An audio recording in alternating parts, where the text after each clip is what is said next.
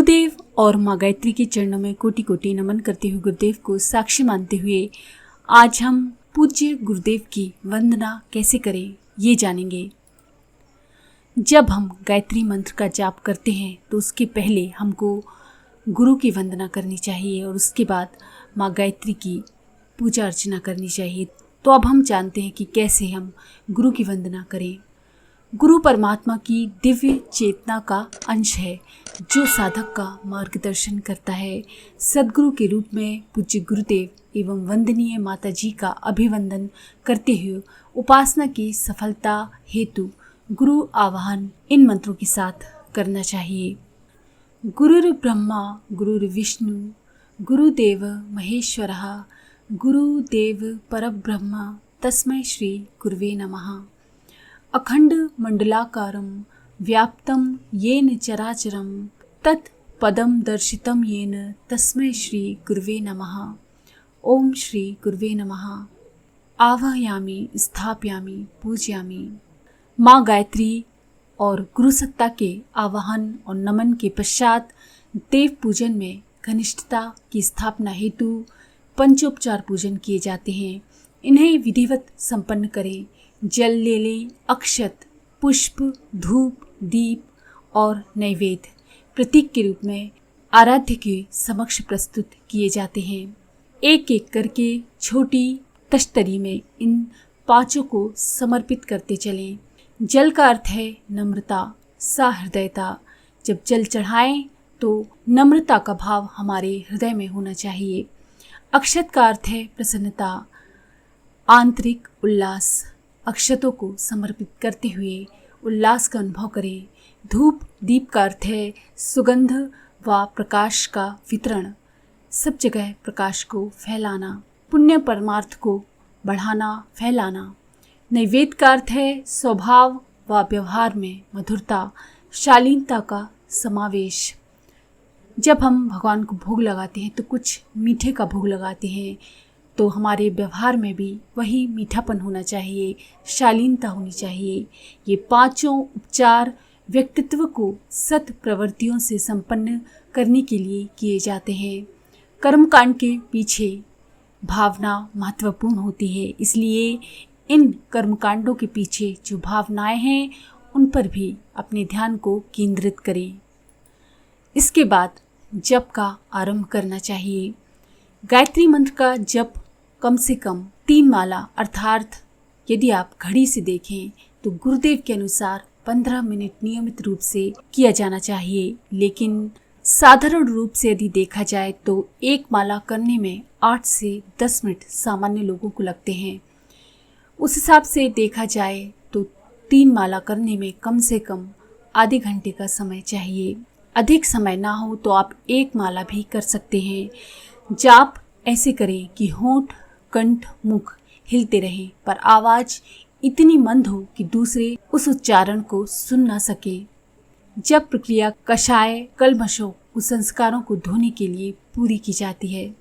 ओम भूर्भुवः स्वः तत्सवितुर्वरेण्यं भर्गो देवस्य धीमहि धियो यो नः प्रचोदयात्। इस प्रकार मंत्र का उच्चारण करते हुए माला की जाए एवं भावना की जाए कि निरंतर हम पवित्र हो रहे हैं, दुर्बुद्धि की जगह सद्बुद्धि की स्थापना हो रही है। जब करते समय कभी आलस आने लगे, उदासीनता, उद्वेग आने लगे तो इन चीज़ों को रोकने का प्रयत्न करना चाहिए और सजग रहना चाहिए।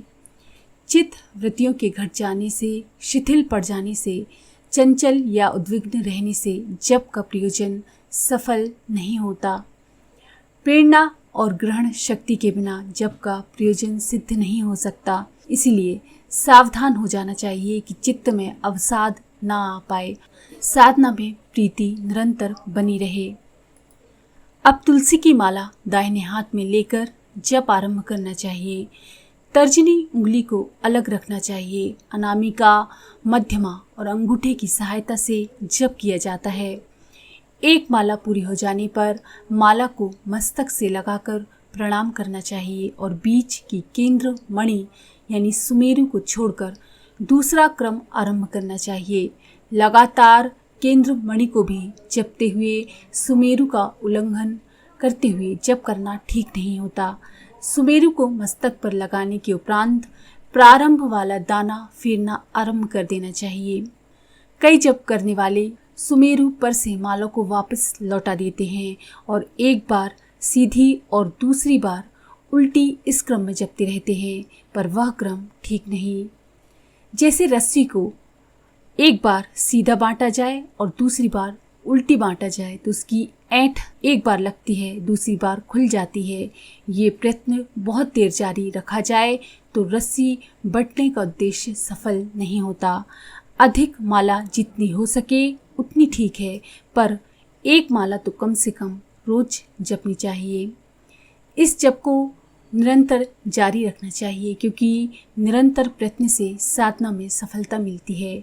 वह कभी करने कभी ना करने की अनियमितता से नहीं मिल सकती। जप के समय चित्त को विषय पर लगाए रखने के लिए ध्यान करना आवश्यक होता है। चित्त के एक स्थान पर एकाग्र होने से एक विशिष्ट आध्यात्मिक शक्ति हमारे अंदर पैदा होती है। ध्यान के द्वारा मानसिक शक्तियों पर एक स्थान पर केंद्रित किया जाता है। इससे चित्त वृत्तियों का निरोध होता है, आत्म निग्रह होता है, ध्यान केंद्रित होता है और मंत्र पर काबू प्राप्त किया जाता है। मनः शास्त्र के ज्ञाता जानते हैं कि विचारों में एक चुंबकत्व होता है। एक प्रकार के विचार अपनी जाति के दूसरे विचारों को आकाश मार्ग में से खींचते हैं और अपने पास उसी जाति के विचारों का एक भारी भंडार जमा कर लेते हैं। मनुष्य जो कुछ सोचता है उसकी सूक्ष्म तरंगें विश्वव्यापी आकाश तत्व में उत्पन्न होती हैं और सारी पृथ्वी पर फैल जाती हैं। इनका कभी नाश नहीं होता, बल्कि किसी न किसी रूप में उनका अस्तित्व सदा बना रहता है।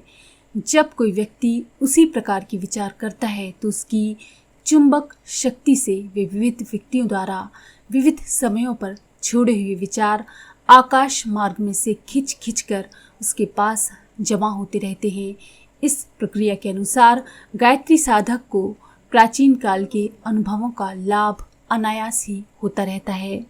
ध्यान करने वाला मस्तिष्क को एक स्थान पर केंद्रीभूत करता है तो उसकी चुंबक शक्ति विशेष रूप से प्रबल हो जाती है और उसके आकर्षण से अनेक साधकों के अनुभव खिंच खिंच कर जमा होते हैं और उसके ऊपर अध्यात्म धन की वर्षा करके आत्म समृद्धि से संपन्न कर देते हैं। तो इस तरह से आप गुरु की वंदना करके उसके बाद गायत्री मंत्र का जाप करें। इससे आपको विशेष लाभ होगा। तो अगर आपको ये जानकारी पसंद आई तो प्लीज़ लाइक करें, शेयर करें, सब्सक्राइब करें। मंत्र सिद्धि चैनल को